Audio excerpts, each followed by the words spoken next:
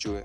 Мэдээллийн технологи гэдэг нь компьютер харилцаа холбооны сүлжээ ашиглан цахим өгдлийг үүсгэх, боловсруулах, хадгалах, дамжуулах, солилцох үйлчлэгээ үзүүлэх, бусад тоног төхөөрөмжтэй холбогдох, эдгээрийн аюулгүй байдлыг хангах үйл ажиллагааг хэлнэ.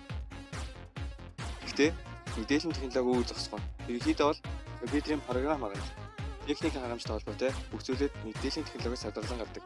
Жишээ нь кибер хамгаалалт, програм хангамж үзүүлэх, хиймэл оюун ухаан, график дизайн, компьютерийн шинжилгээ ухаан, Internet of Things, квант тооцоолол, техникийн туслах, augmented reality, видео тоглоом үзүүлэх, virtual reality, блокчейн технологи гээд маш олон технологийн салбарууд мэдээллийн технологи багтана.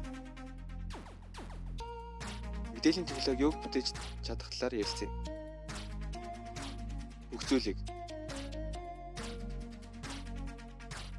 тийм ээ, та зөвс бүх зүйлийг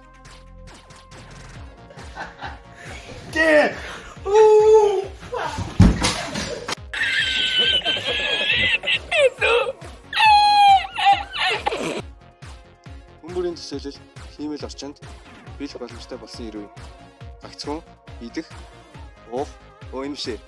Нөгөөх нь гэх мэт зарим нэгэн цөөн хэрэгцээг үл тоцол бараг бүх боломжтой болох цаг түн орох гэсэн.